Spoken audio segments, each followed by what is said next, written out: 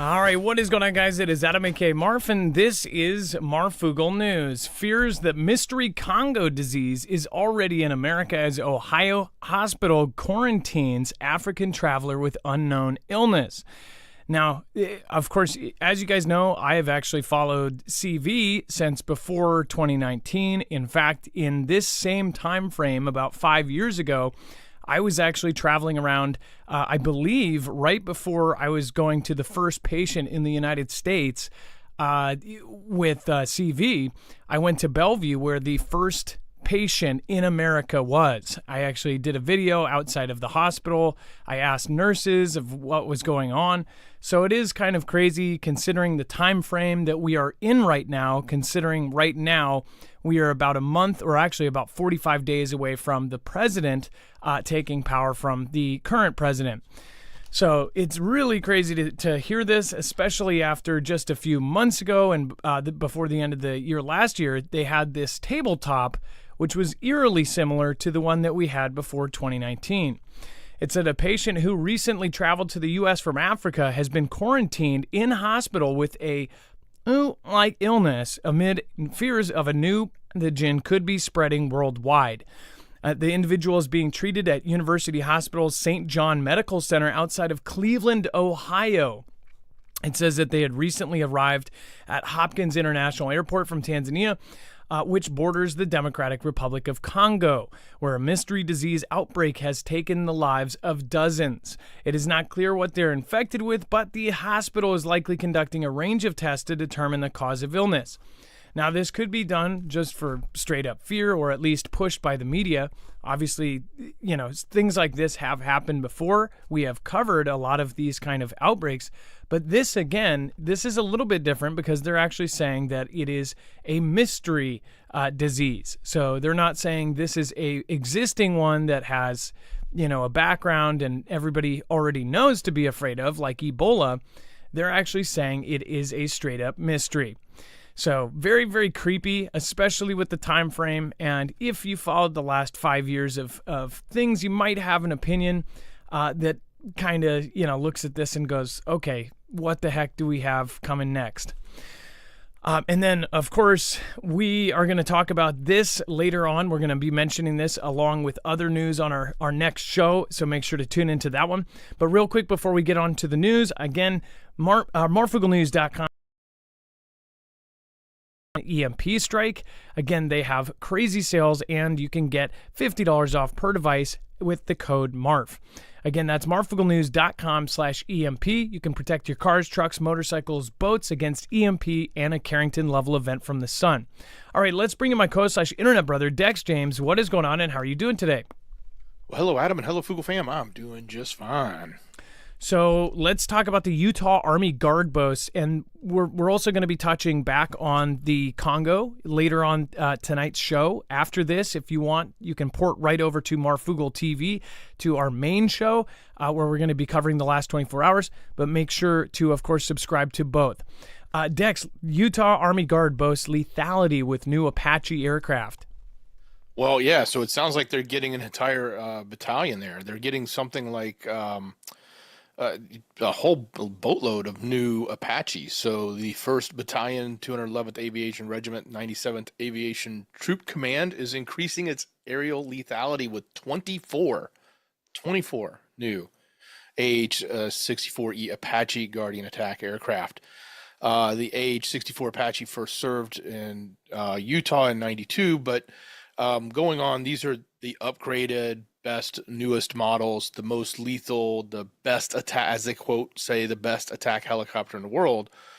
So we're expanding the National Guard in Utah with 24 of these. So does that mean anything? Should we be worried about it? I don't, I would question that. It's one thing with the military having it. It's another thing with the National Guard. I'm not saying the National Guard doesn't already have Apaches. They do have a handful. They've got, I think, 18 battalions across the U.S., but we're adding another one. And, the National Guard, while certainly can serve overseas, also is used for policing around the U.S. when things and natural disasters call-ins by the state. So technically the Utah governor now has access to a guard with a whole slew of Apaches now. Yeah, and most of the things that are going on, if you're not going to do rescue missions, say like in a North Carolina event or take an event like Katrina, you're not going to do a search and rescue mission with an Apache. I don't know, maybe they can hook up the bottom to something, but the top loaded Apaches are not something that you use to pick people up. The Black Hawk would be better suited for something like that, but not the Apache. The Apache is straight up, this is a warcopter. So why, again, are they getting so many for the National Guard? Is it for the border? Is it for, of course, states? They keep telling us that the big enemy is within the country. And again, that's usually Bob and Steve, not, Ahmed. So very freaky that they're, beefing up this much. But, because when I first saw it, I thought, oh, well, they're just getting 24 new Apaches. And I thought, well, yeah, we left all of these helicopters, tanks, and everything else. Humvees in the Middle East, yeah, probably going to be seeing new ones. But these are new ones for the National Guard, not for the Army, not for the military or the other branches, but for National Guard. So I guess we'll see what they put them to use doing.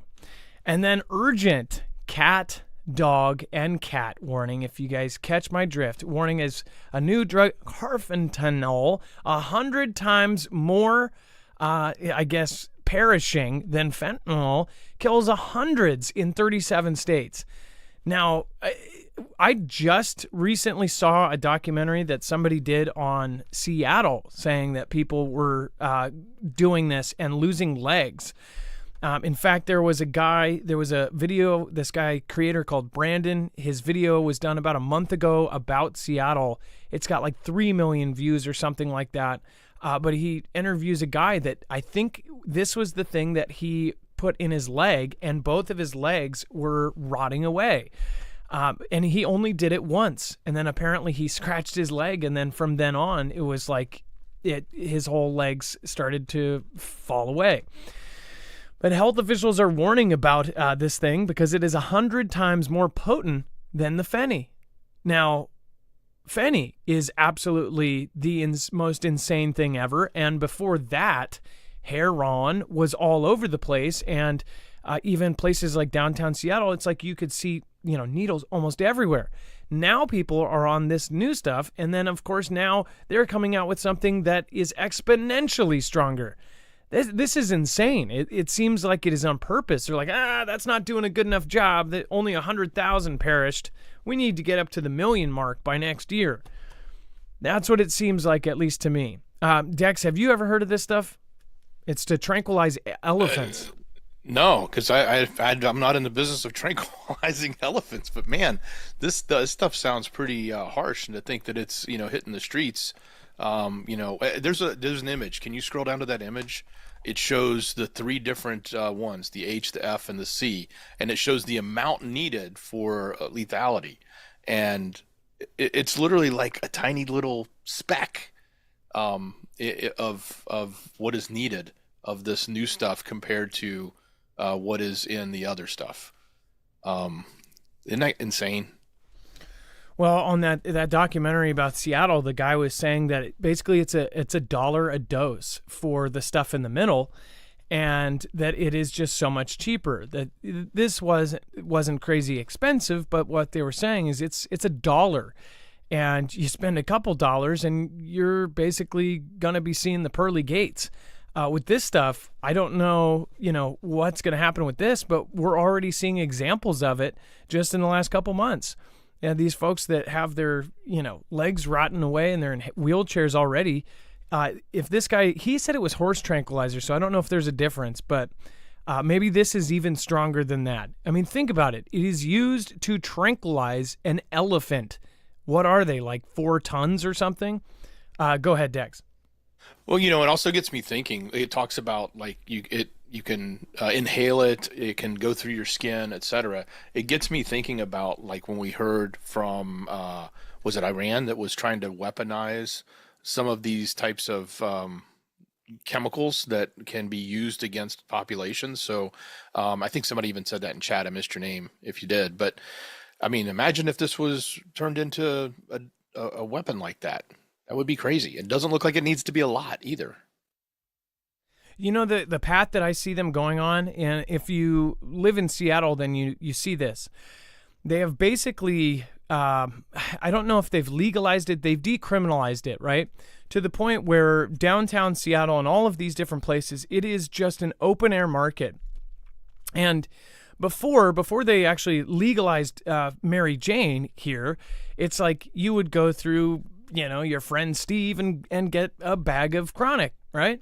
Well, now you go through an actual business. I see them going along the path of legalizing and even selling in places all of these harder things, and they could even use these things as an example and be like, hey, if you buy this, or this, you might get a speck of this on it, and then all of a sudden have to do that. Then force everything through a government kind of funnel and tax it, but also put whatever they want in it. I mean, you're talking about now scientists can make things. We've covered in the last couple of years, they can make things that if consumed by your body or put into your body, could literally change you to the point where you are complacent and you listen to authority.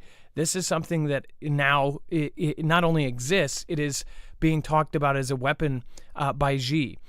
In fact, some quoted it as something that could actually control an entire population. So I wonder down the road, things like this, it's always out of safety and fear of something worse that we end up subtracting a freedom of something else. Now, this isn't exactly a freedom, but one thing it is it's destroying our communities, and it's something that these things are virtually impossible to get off of. So, yeah, it's not a fun thing for all of those people. It's really sad because those people are probably the most ruthless, dangerous people downtown, but at one point they were somebody's daughter, they were somebody's son, they were good people at one point, they were innocent kids, and then they grew up and turned into these absolute monsters. I mean, it's literally like somebody quoted it saying it's like walking around Monsters, Inc. It's like, it's really disturbing. If you don't live in a big city, then you probably wouldn't know, or maybe you will know. I guess, yeah, the country has a lot of other stuff. They have a lot of speed and stuff like that, but this stuff is a whole different monster. You probably do know about it in the country. About some of this stuff is now coming out there. But man, I would love to move somewhere where this just wasn't there, but I don't think it exists anymore. Well, again, let us know in the comments what you think. And again, make sure to keep your head on a swivel with this whole Congo thing. I'll be following it. I feel like the next thing is going to be cyber, just because that is what the W and the E and the F warned. And they, of course, warned about what we went through in 2019, back in 2018, and then it happened. They did tabletop exercises, but who knows? This one apparently affects teenagers. So that is almost lining up exactly with what those exercises said, or what they were trying to prepare for. All right, we'll see you over on the other show. We're going to talk about the Congo. We're going to talk about, of course, Russia, China, everything else that's going on. Make sure to join us over there. We'll see you in just a minute. Be safe, be prepared, and Marf out.